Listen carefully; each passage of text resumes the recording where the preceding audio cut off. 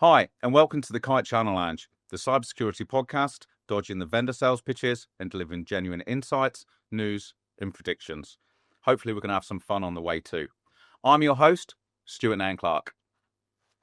And today, I'm joined by Thales and Imperva, Tim Ayling, VP of EMEA Cybersecurity Specialists, and Philip Duerden, Channel and Alliances Director. We're going to take a look today at the bad bot breakdown, the recent Thales report. Guys, thanks for joining me. Great to be here. It is. Thank you for having us. Fantastic. So we're just talking about the studio. Is this your first podcast? Do you listen to podcasts? So I would say this is the first time I've done one of these. I wasn't even sure if I had to dress up or anything. So this is new to me. It's my first time. So I had no idea there was going to be cameras and there was going to be video. I came prepared. I wore my shirt. You guys didn't. I'm going with the flow now, though. It's all good. Do you listen to podcasts? I do, but probably more like sport related. And there is a couple of cybersecurity ones that I tune into occasionally. But yeah, they're the next big thing. No, it's like everyone's doing a podcast. Yes, me too. I'm more on the sports side. How about you, Phil? I like podcasts. I've just been listening to them in the car, but I think I'll bring it back to a podcast that I did really like, which is on BBC Sound, The Lazarus Heist. It's about hacking. I don't know if you've ever listened to it. Some fantastic stories on there about state-sponsored hacking. Two that I'll just bring into the story a little bit here is two of my favourites were a hack that was done by North Korea, where, allegedly, I should probably say that, where they were able to hack into the ATM network globally and had cash machines in 28 countries spilling out cash instantaneously onto the street and people collecting the cash and taking it away. And then just over the summer, they released a new one. It was the biggest heist in history. $1.5 billion stolen from a Bitcoin exchange in Asia Pac. Wow. So you should just tune into it, listen to it. The stories are incredible. It really makes you think about what's going on out there. That's a great recommendation for our listeners. No, thank you very much for that.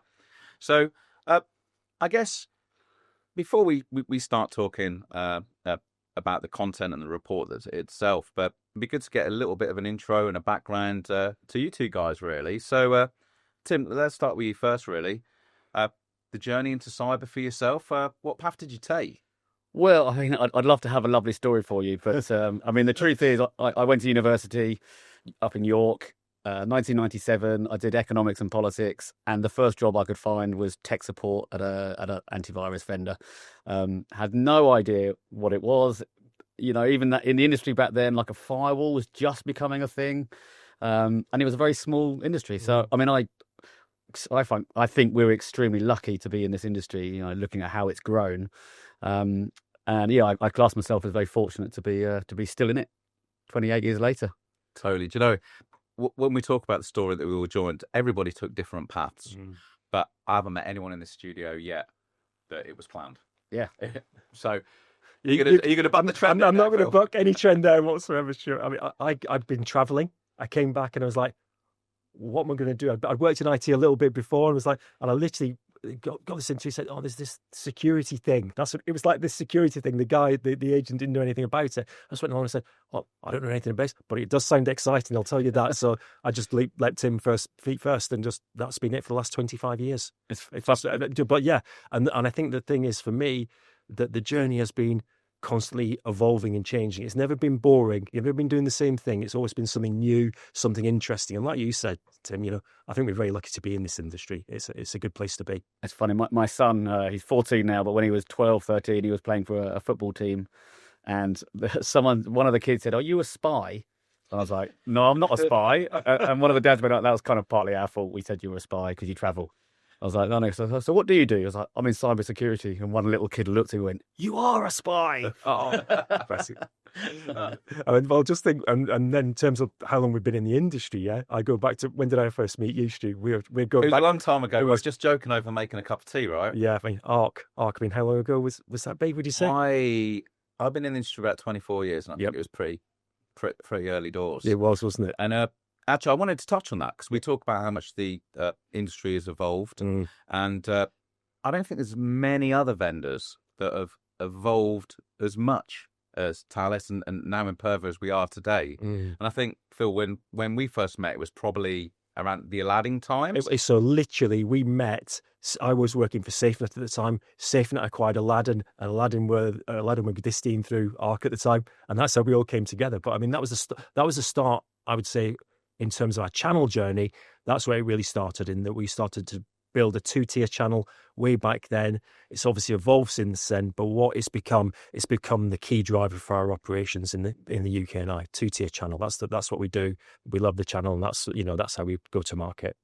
Totally. I think we'll probably touch on again the evolution within both Imperva and Thales as we go through this, but let's start to take a look at what we're here today with, really, the bad bot report. And I think this industry, and the topics come up in many of the podcasts that we've done, can be very noisy.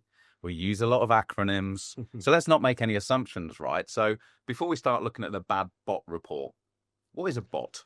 Let's start there, eh? Yeah, and it's a question I get asked a lot. And as you said, there are different levels of understanding. So the way I describe a bot is it's basically a little bit of code that can automate anything online. So whether that's buying tickets, whether that's scraping data off websites and so on, it can pretty much automate anything.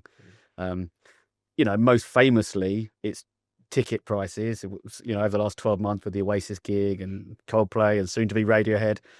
Bots have really kind of hit the news for that, but there's a lot of other stuff that bots are doing. Totally.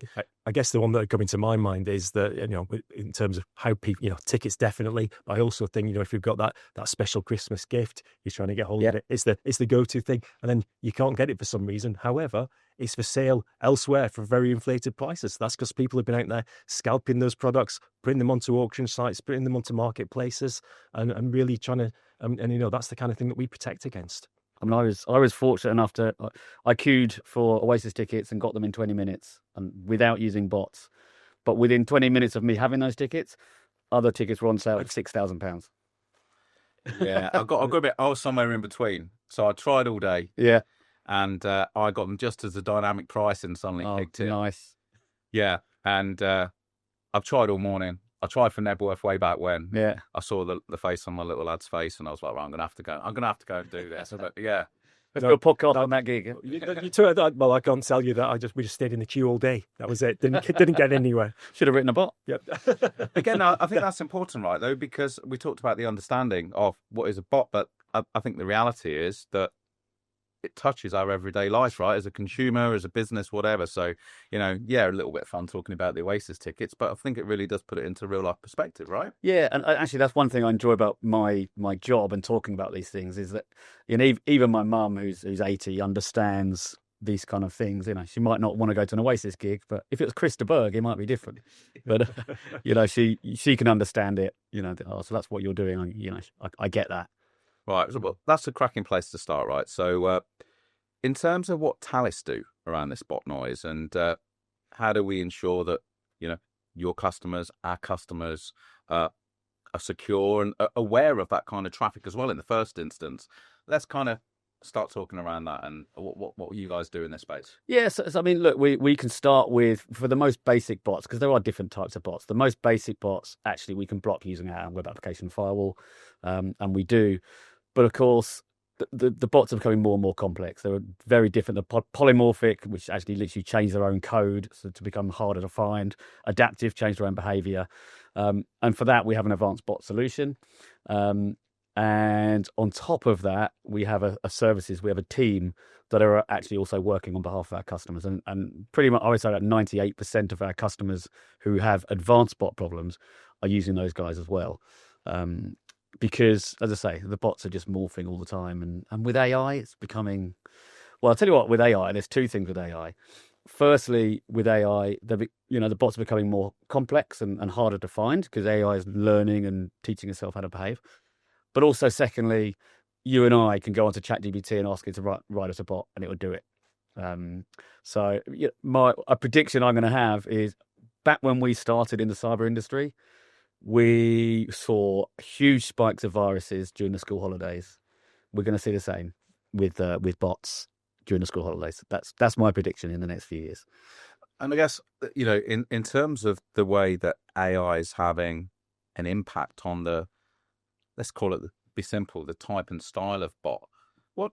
What's that enabled the bad guys to do? Well, I mean, the targets are the same. They're still trying to do the same things, but some of them are just, there's a lot more noise. So, the WAF is busier, the bot solutions are busier trying to detect the noise, and that's pretty easy, really, to stop. But the more concerning stuff is this, especially polymorphic, because, even with adaptive, okay, we can tell it's the same code, it's just doing something different, the behavior is different. Polymorphic, the code's changing as well. So you really kind of need to go into the DNA of the bot. So we're seeing more and more, and that's going to become more and more hard to detect. Mm-hmm. Obviously, we've got AI, so we're using AI to defend, and it's all a bit Terminator 2. But that's the real challenge. Is going to get more complex. So I was going to say, I mean, looking at the bot report here, I mean, it's clear. I mean, I'm not a AppSec expert, but AI says, I think the terminology was supercharging this. It's like taking it from what was something which was quite basic and making it something like a bit more superhuman, like you're saying. It's taking it from one extreme to another. And obviously AI, because of its power, can do this very, very quickly, very, very easily, and at scale. Yeah. And that's the danger. And one of the things I came across was, look at this, it's this thing called vibe hacking. Now, I'd never even heard of this. And I was like, what is vibe hacking? It's like looking at someone's vibe, looking at their social feeds, looking at who they are, how they go out there, what's on the web about them, and kind of, it's really building a profile of a person. But building it at scale, as I said, not just one person, hundreds of people, thousands of people, and then using that information to then go to them, perhaps looking like a colleague or a friend, trying to make them do something they wouldn't normally do because they know who they are, they know how they act, they know what they do. And this is only going to get more and more. There's AI, it's going to learn, it's going to become more intelligent. What that's going to mean is it's going to be harder to detect what is fact and what is fiction. And as the kind of consume the people at the end of it, it's going to be very, very difficult for you to be able to choose. Is that right? Is that not right? I think that's going to be tricky. Yeah, I mean, that was one of the key takeaways I took from the report myself, actually, in terms of the AI piece, that one, the attacks becoming more complex, but actually at the same time, also increasing the volume of more simplified attacks at the same time. Yeah. So the challenge is coming from both sides, right? Yeah, absolutely. And that kind of poses two things. So as I said, with us, we have our WAF solution, which will block most of the noise. But because there's so much noise now, there is no alternative. Everybody has to have a WAF. That's just a fact, And we would say that even in our industry, most organisations have WAFs, and it's almost like a displacement market. The real challenge for me is with the complex ones, and you really need to have a right solution for that. So, there's the OWASP top 10, which is kind of the 10 most common issues. Your bot solution needs to protect against all of that. Gotcha. And not all of them do. So that's it's an important thing. And just before we touch on that, in terms of what organisations are currently doing or think that is enough for this, the other key stat and that really jumped out at me was that last year, as part of the report, 51% of all internet traffic was automated. Yeah, surpassing human traffic for the first time ever. Right. So yeah, it really is a problem right now. Yeah, it's funny because that stat, our PR agency went crazy with that, and it got us on all sorts of, BBC and all sorts. It was, it's a great stat. But actually, the jump was only 2 or 3% from the last year, so it was always pretty high. Yeah, okay. But it is a great stat. For the first time, automated traffic is more than, and more importantly, 2/3 of that automated traffic is bad. So that's actually the more important thing. Is a third of it is good. During COVID, the World Health Authority kind of created a WhatsApp chatbot, which was, everyone used. That's a good bot, but 2/3 of it's bad. So, wow, that's not good news. No. And I guess, like we talked about some of the solutions that just very high level that Thales and Perva have within this space, but in terms of the customers that we're speaking to, the report highlights there's a definite problem and current defences aren't enough. But what tactics are currently being deployed, if any? And I guess, do organisations think that they're covered with the tools that we've been selling for 25 years, as we've just discussed? Are they enough? Well, look, we're going to say no, obviously. But I would never tell a CISO what to do because I've never lived in their shoes and they get inundated. I mean, the reality is, there are tools. that kind of help, firewalls, next gen firewalls, WAFs, and so on. But they're not gonna stop the really complex stuff. But there are tools that can help. But I honestly think sometimes they don't really understand that the problem is there. So, we had a customer who had a lot of API calls, and we were talking to them about API security. And then we actually realized that the problem wasn't APIs. The problem was the APIs are being attacked by bots, and it was a completely different issue. We had a manufacturing company, for example, who they basically created a promo where they were saying, if you sign on as a new registration, we'll give you X thousands of dollars. Obviously got absolutely smashed by bots, but they didn't realize it was bots. And they were literally losing hundreds of thousands a week because, these fake accounts were being made. They took the money and then closed the accounts again. So, they didn't realize that was a bot attack. And that's a big problem, is that they just don't know. I think it's also what's apparent is that it's not just a specific sector that's being targeted by bots. It's now across the board. Obviously, this year we've had some great stories around retail. We saw Marks and Spencer's, we saw the Co-op in there. We've now just listening to the news actually coming up here. JLR being attacked by Scattered Spider. I'm going to get it. Is it Scattered Spider? Yeah.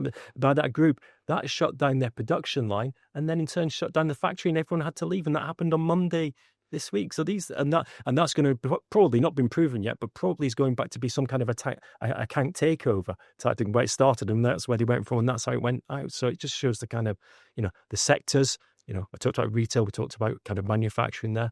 I think we've also got many others as well that are just going to get in that same, you think you're safe, but you're probably not. And the tools that are out there, are they enough? Well, like you said, some people might think so, but probably not. You need to have, I always think it's going to buy defense in depth, the ability. You can't just use one tool, you've got to use multiple tools to do. And for these kind of specialist attacks, you need to have something pretty serious to stop them. It's not straightforward. It's not just vanilla off the shelf type stuff. You need something which is dedicated to that task. Yeah, that's one thing that really stuck out for me from the report, actually, the evolution in terms of the verticals, because I think, within the challenging industry in general, the top verticals that most vendors focus on, or partners for that matter, are pretty much the same, right? Yeah. And retail and tier one finance are there. Travel. Yeah, I was going to test you on that. I was going to say which was number one.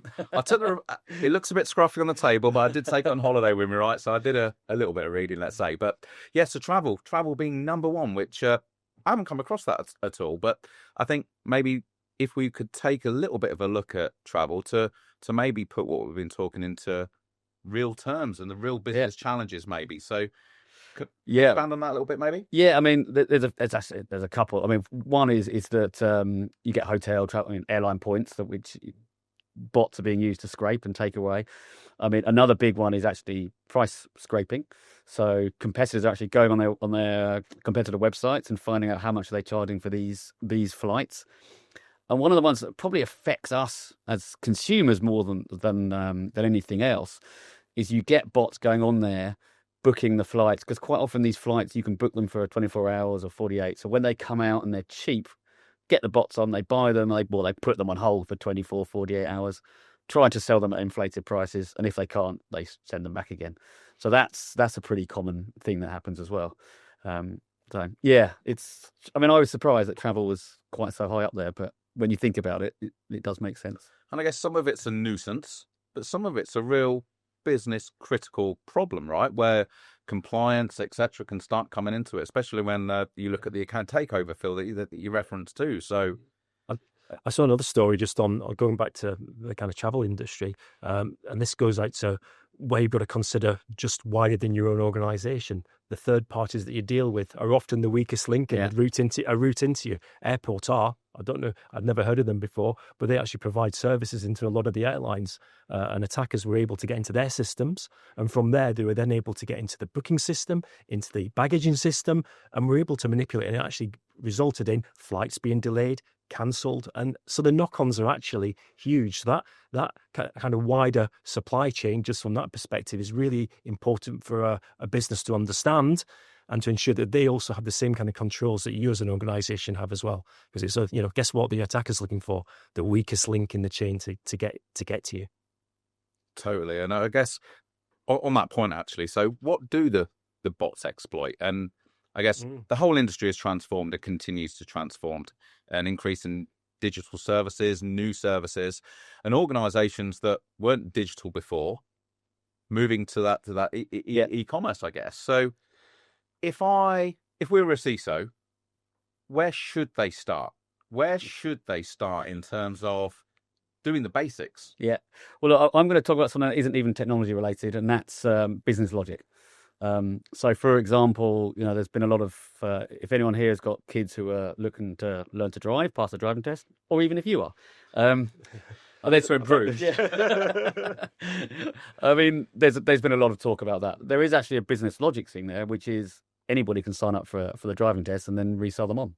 And so that's for me, that's a bit of a business logic issue. But that's the same anywhere. Like, I mentioned the airline thing where bots are going on and basically holding flights. Well, that's a business logic issue, really. There's technology wise, okay, we can kind of try and detect the bots and so on. Absolutely, we can do that. But if you didn't have that ability to hold a flight for 48 hours, that would soon disappear because they would have to go and buy the flights, and then they might not be able to sell them. So, it's there's definite business logic. But there are other things. I mean, ticket purchases. Oasis was always going to be a massive issue. Kind of that was always going to sell out. So that's a bot management problem. I think another non-technical piece would be, and I always think this is, you've got to go back to user education and training, making them aware of what is right and what is wrong, and what looks right and what's wrong, because people, as I just mentioned, generally are the weakest link in the chain. If you can get to a person, get them to click on that link, get them to do something they shouldn't do, that's when the trouble starts. So that awareness piece, I think, is critical before you even get to the technology piece. Totally. And I guess the awareness piece, and then it becomes the visibility piece as well, right? With the rise of APIs being used, mobile apps, and then IoT, connected devices that essentially are part of the network, but maybe out of scope. So having visibility, once you have the awareness of actually what is going on the network, the APIs that are maybe in production, in development, the scope and scale of this is huge, right? Yeah, and there's a big problem, as you say, with visibility. People, I remember the old shadow cloud. I think that's shadow IT. Yeah. That just continues. Well, I had a conversation with a friend of mine, I'd say like 11 years ago now. She's the CISO of a investment bank.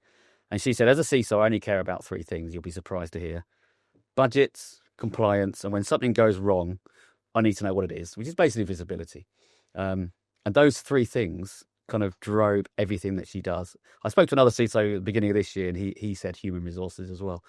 None of them said security, which I find really interesting. But visibility and compliance were far more important than anything else. And visibility has just become harder. Okay. And I guess we've talked that the industry is evolving and will continue to evolve. So I guess once we have that awareness, we have that visibility, then we need to bring in the continuous monitoring of that environment as well, right? Because again, things continue to change. Yeah, absolutely. Yeah. And as you say, it's got to be continuous. So visibility is kind of like a snapshot in time, no? But that visibility needs to be continuous. So we have solutions around API security where we're continuously monitoring for new APIs and providing security around it. Same for data, I guess. We're discovering classification of data as well, and that's a never-ending cycle, Yeah. I guess because your data's always changing, it's always moving. You've got to, you can't just do it once. Yeah. I've ticked that box. That's not the case, is it? It's ever evolving.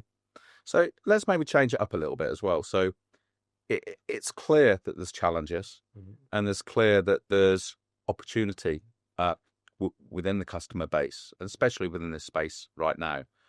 And I think, Phil, if we look at where we were when we first met, we were trying to create a market. Market makers, we certainly didn't have the brand within the technology there, and lots of acquisitions and changes of brand. So we were market makers, but it does feel to me now that the market is right for Thales and Imperva on both the AppSec and the data security side. Almost that the market is moving more towards us. So if we were going to flip it from that partner perspective in terms of us really trying to pitch and preach, What's in it for the partners now, do you think? And how can they exploit this opportunity? And secondly to that, do we think the partners are seeing this opportunity just yet? There's a few questions in there. So let's do. But the first thing I'm going to say, which is not partner related, but I think is critical to understand, is that, again, coming from the Bad Bot report, UK, I'm a UK guy, someone supposed UK, but the UK is the primary target for a lot of these bot attacks. In fact, it's the number one. So in terms of the market, it's out there. We just need to then go and identify that. If we think about the sectors that we've already talked about here and the verticals we talked about, guess what? That's what our partners classically sell into. So I think there's an untapped opportunity. So if we think about the Thales partners to sell the Imperva solutions, the AppSec solutions, there's a whole load of white space there to go in and after. And for the Imperva partners, vice versa on the data sec. So I think that represents a great opportunity. What I think we've got, though, and to your point, Stuart, is the requirements for our type of capability, both data sec and AppSec, have grown exponentially. And we see that year on year on year, both on the data side and on the app side. But obviously, on the app side, what we see is, well, if I just look at 2025 and just look at the press, how many stories have we seen that actually relate to AppSec security? It's huge. It's probably faster growing, I would say, than data sec. What do you think? Yes, I mean, they're very different, but I mean, data grows, application problems are growing. But anyways, so I think the opportunity for us and for Kite, from a Kite perspective, is for us to go out and really help the partners identify the customers who are going to have these problems with their customers. We want to be able to then take them on that journey. Let's show them the technology. We can onboard them with you, Stu. Yeah, we can get them using the technology. We can get them to look at it, feel it. We can actually show them, here's before, here's after. This is what after looks like. This is what a clean solution, clean website, a clean web environment looks like. We can do all of that with you. And I think that's what we need to do now, is go out and take that to the partners. But I think it's untapped from a Thales perspective, represents a great opportunity. And I think in terms of, if we really want to get to the nitty gritty, it's also going to offer, I think, a better margin retention opportunity as well. And the reason I say is because we're just about to launch an incentive with you guys as well, which is going to offer partners, well, big margin retention. Simple as that. If they bring to us new organizations, new opportunities, we DR them. Additional margin for DR, additional margin for displacement, additional margin for selling in quarter. You stack all these up together, and you've got a very nice proposition to think, all right, AppSec's something we should be taking a look at. I totally agree. And going back to your point around the enablement piece as well, to make sure that then we can identify these opportunities in the right way. What struck me as well, we were talking through this as well, is that the persona, which is so important when we're trying to approach these customers, differs hugely, right? So I think the challenges of the bot, for me, maybe misunderstood and maybe not appreciated as much.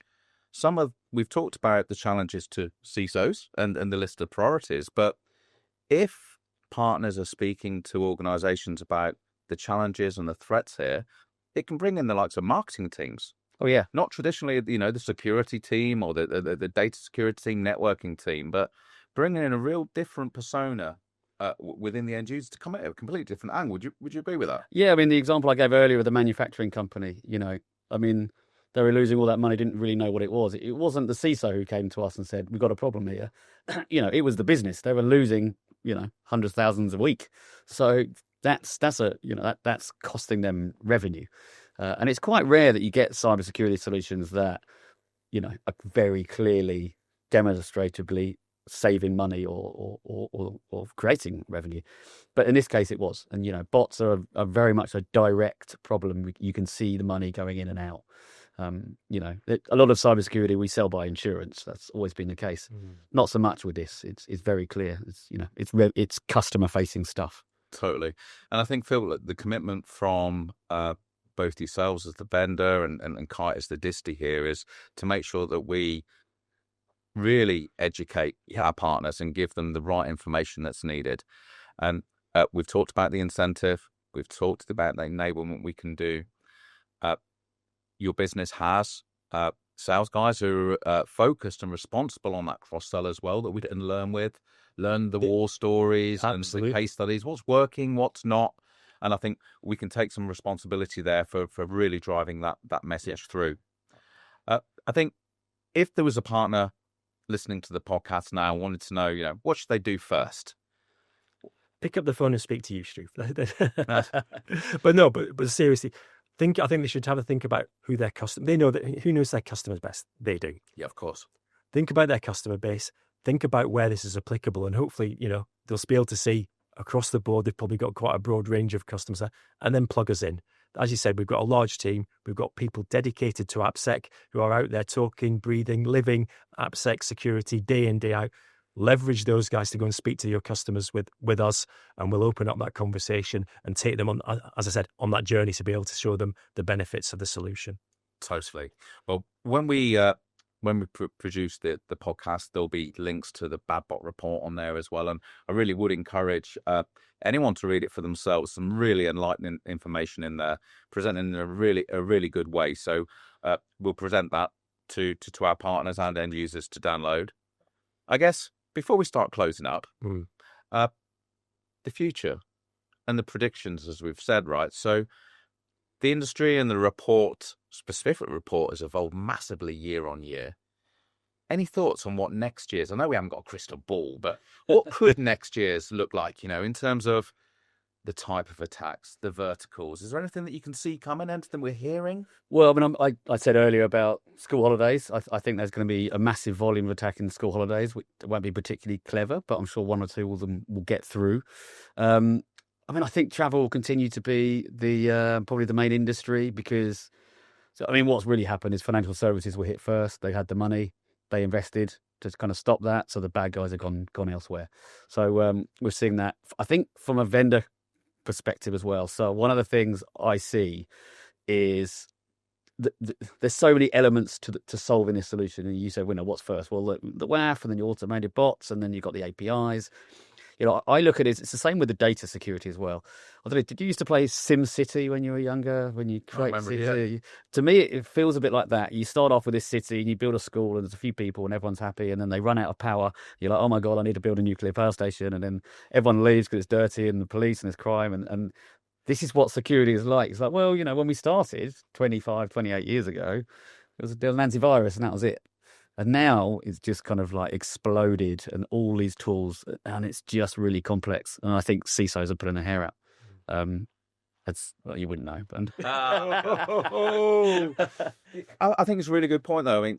This is the fourth podcast we've recorded, and one of the consistent topics is the noise, the complexity. We'll all arrive at InfoSec next year, and there'll be another buzzword. This year is AI, really. Yeah. And I think we have to take some responsibility as a team, as an industry, to really simplify. And I think when at the start of this podcast, and we talked about the bot, I think we do need to ensure that when we're doing this education, we're doing the enablement, we also make it really, really simple, because I think we've got the luxury of being around for 20, 25 years, but there's someone who's taken the same journey as us, whether or not it's after traveling or, at university, that are popping up at one of these partners. And I think sometimes we just assume. We assume too much. So I think one of the things we can take, as we're educating these partners, let's be really clear and really simple in terms of the way we're communicating. And I think we are, as Thales, we're pretty guilty of what you just said there. We get into quite technical conversations quite quickly. So I'm totally on board with that, Stu, and really want to support that as well, because simplicity in being able to make it, if you like, use case driven, customer driven, it actually means something to them, rather than just talking in like our 3-letter acronyms, TLAs, that doesn't mean anything to anybody. That's the way we've got to approach this. Yeah, brilliant. But I've enjoyed this conversation so far. I'm just conscious that as we come to a close, I don't want to miss any salient points. Is there anything maybe that we may have missed that you'd like to leave us with? Well, what I'll say, my point around the SimCity is I think we're going to see even more vendor consolidation. It's always been a little bit in our industry, like there's 100 new startups every year, a lot of VC funding goes in and then they get bought. We're going to see more and more of that. But I do think over time, the bigger vendors like the Thaleses are going to be the ones that they're going to have, customers are going to turn to, because it's it's all there in one place, and they don't need 15 different screens to go and fix their little Sim City. Dare we see a single pane of glass? You can say single pair of glass. Oh, wow, we should. We haven't mentioned the platform either yet. Yeah, we've done pretty. I think we did pretty well there. Yeah, well, you know, to get that far. And anything from you, Phil? Any closing comments? Not really. I just think that going back to your point of, what are we going to see next year? I just think we're going to see an increase. And why we're going to see that increase? AI is definitely going to be a driver behind that. It's going to become much, much easier to do these things. People who haven't tried it before will start trying. I go back to, we used to talk about the thing about script kiddies, bringing down websites and sort of defacing websites. Well, I think the same kind of thing's going to happen with these bots. It's going to be, how good a bot can you build? What can you do with it? What that's going to happen. So I'm going to see more bot attacks, more complex bot attacks, going back to what you're talking about, how they can polymorphic type capabilities. We'll see more of that. I would imagine the knock-on of that is we'll see larger threats being exposed, companies being exposed more and more, and them having to remediate against those type of attacks. Just to highlight how easy it is to build a bot. So I learned Spanish, have been for 5 years or so, and I speak to my Spanish teacher on WhatsApp occasionally, and I thought to myself, wouldn't it be good if I could just, speak to somebody all the time? So I built a WhatsApp chatbot so I could have a conversation in Spanish, and the chatbot would correct me when I got it wrong, and it took 30 seconds. What a great way to sum up, really, That's fantastic. I like that. I like that a lot. Yeah. I like that a lot. Well, look, I really enjoyed the conversation with you guys. I'm looking forward to seeing, the interaction that we get on the back of this content, and also reviewing next year as well, right? To see if some of these predictions are maybe true, and I think they will be. And as we bring the podcast to a close, we ask this of all of our guests. If there's anyone you'd like to see in your shoes in the room, any guests that you'd recommend, or any guests you'd like to see here? Well, I think it's always, obviously we're vendors. I always like to hear from CISOs and people, people who work for the Big Four, those kind of guys, because they have a very different perspective on life than us vendors and distributors and so on. Of course. And I think let's bring it internally to Thales. Who else could we get from Thales? It'd be great to get Rob Ellis, who's a VP of Europe, get his view on things. But also I think it'd be quite good to get one of the sales guys, one of the AppSec sales guys, to come and really give some of the war stories. Let's go and talk about what it's like out there, what we do, how we do it, some of the deals we've been involved with, and how we win. So yeah, totally. Two very different answers. Yeah, so maybe get Miles or Kyle on for that if you're listening. Oh, I'd love to. Well, guys, thank you very much. Pleasure. And great to see you both. I hope you've enjoyed it too. Yeah, it's good. Enjoyed it. Yeah. Fantastic. Well, I've been Stuart Nairne-Clark. This has been the Kite Channel Lounge. Please follow the podcast on the channels. It's live on Spotify and YouTube, and we look forward to seeing you soon. Thank you very much.